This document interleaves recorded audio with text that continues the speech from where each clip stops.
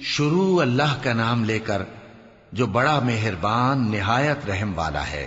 بکھیرنے والی ہواؤں کی قسم جو اڑا کر بکھیر دیتی ہیں، پھر پانی کا بوجھ اٹھاتی ہیں، پھر آہستہ آہستہ چلتی ہیں، پھر اس چیز کو یعنی بارش کو تقسیم کرتی ہیں کہ جو وعدہ تم سے کیا جاتا ہے وہ یقیناً سچا ہے، اور انصاف کا دن ضرور واقع ہوگا۔ اور آسمان کی قسم جس میں کئی رستے ہیں کہ اے اہل مکہ تم ایک اختلاف والی بات میں پڑے ہوئے ہو، اس سے یعنی عقیدہ آخرت سے وہی پھرتا ہے جو اللہ کی طرف سے پھیرا جائے۔ اٹکل دوڑانے والے ہلاک ہوں جو بے خبری میں بھولے ہوئے ہیں، پوچھتے ہیں کہ جزا کا دن کب ہوگا؟ وہ دن ہوگا جب ان کو آگ میں عذاب دیا جائے گا۔ اب اپنی شرارت کا مزہ چکھو، یہ وہی ہے جس کے لیے تم جلدی مچایا کرتے تھے۔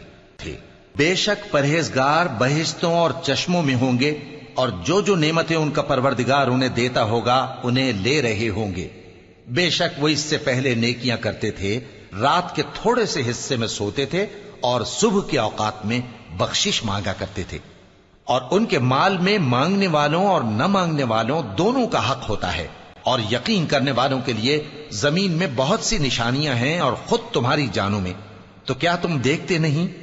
اور تمہارا رزق اور جس چیز کا تم سے وعدہ کیا جاتا ہے آسمان میں ہے، تو آسمان اور زمین کے مالک کی قسم یہ اسی طرح قابل یقین ہے جس طرح تم بات کرتے ہو۔ اے نبی، کیا تمہارے پاس ابراہیم کے معزز مہمانوں کی خبر پہنچی ہے؟ جب وہ ان کے پاس آئے تو سلام کہا، انہوں نے بھی جواب میں سلام کہا۔ دیکھا تو ایسے لوگ کہ نہ جان نہ پہچان۔ پھر وہ اپنے گھر جا کر ایک بھنا ہوا موٹا بچڑا لائے اور کھانے کے لیے ان کے آگے رکھ دیا۔ کہنے لگے کہ آپ تناول کیوں نہیں فرماتے؟ اور ان سے خوف محسوس کیا۔ انہوں نے کہا کہ خوف نہ کیجے، اور ان کو ایک دانش مند لڑکے کی بشارت سنائی۔ تو ابراہیم کی بیوی چلاتی آئیں اور اپنا منہ پیٹ کر کہنے لگیں کہ ایک تو میں بڑھیا، اوپر سے بانجھ۔ انہوں نے کہا تمہارے پروردگار نے یوں ہی فرمایا ہے، وہ بے شک صاحب حکمت ہے، خبردار ہے۔ ابراہیم نے کہا کہ فرشتوں، اب تمہارا اصل کام کیا ہے؟ انہوں نے کہا کہ ہم گناہگاروں کی طرف بھیجے گئے ہیں تاکہ ان پر گارے کی پتھریاں برسائیں جن پر حد سے بڑھ جانے والوں کے لیے تمہارے پروردگار کے ہاں سے نشان کر دیے گئے ہیں۔ پس وہاں جتنے مومن تھے ان کو ہم نے نکال لیا، پھر اس بستی میں ہم نے ایک گھر کے سوا مسلمانوں کا کوئی گھر نہ پایا، اور جو لوگ عذاب علیم سے ڈرتے ہیں ان کے لیے ہم نے وہاں نشانی چھوڑ دی۔ اور موسیٰ کے حال میں بھی نشانی ہے، جب ہم نے ان کو فرعون کی طرف کھلا ہوا معجزہ دے کر بھیجا تو اس نے اپنی قوت کے گھمنڈ پر منہ موڑ لیا اور کہنے لگا یہ تو جادوگر ہے یا دیوانہ۔ تو ہم نے اس کو اور اس کے لشکروں کو پکڑ لیا اور ان کو سمندر میں پھینک دیا، اور وہ کام ہی قابل ملامت کرتا تھا۔ اور عاد کی قوم کے حال میں بھی نشانی ہے، جب ہم نے ان پر نامبارک ہوا چلائی، وہ جس چیز پر چلتی اس کو ریزہ ریزہ کیے بغیر نہ چھوڑتی۔ اور قوم سمود کے حال میں بھی نشانی ہے، جب ان سے کہا گیا کہ ایک وقت تک فائدہ اٹھا لو، پس انہوں نے اپنے پروردگار کے حکم سے سرکشی کی، سو ان کو کڑک نے آ پکڑا اور وہ دیکھ رہے تھے۔ پھر وہ نہ تو کھڑے رہنے کی طاقت رکھتے تھے اور نہ مقابلہ کر سکتے تھے، اور اس سے پہلے ہم نوح کی قوم کو ہلاک کر چکے تھے۔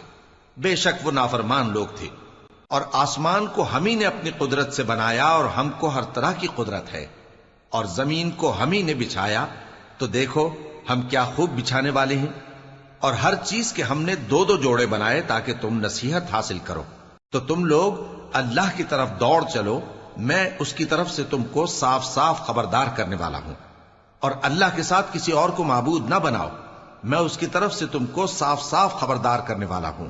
اسی طرح ان سے پہلے لوگوں کے پاس بھی جو پیغمبر آتا تو وہ بھی اس کو جادوگر یا دیوانہ کہتے۔ کیا یہ لوگ ایک دوسرے کو اسی بات کی وصیت کر مرے ہیں؟ نہیں، بلکہ یہ شریر لوگ ہیں۔ تو اے نبی ان سے منہ موڑ لو، تم کو ہماری طرف سے ملامت نہ ہوگی، اور نصیحت کرتے رہو کہ نصیحت مومنوں کو نفع دیتی ہے۔ اور میں نے جنوں اور انسانوں کو اسی لیے پیدا کیا ہے کہ وہ میری عبادت کریں۔ میں ان سے رزق تو نہیں مانگتا، اور نہ یہ چاہتا ہوں کہ وہ مجھے کھانا کھلائیں۔ اللہ ہی تو سب کو رزق دینے والا ہے، زور آور ہے، مضبوط ہے۔ سو کچھ شک نہیں کہ ان ظالموں کے لیے بھی عذاب کی نوبت مقرر ہے، جس طرح ان کے ساتھیوں کی نوبت تھی۔ تو ان کو مجھ سے عذاب جلدی نہیں طلب کرنا چاہیے، پھر جس دن کا ان کافروں سے وعدہ کیا جاتا ہے اس سے ان کے لیے خرابی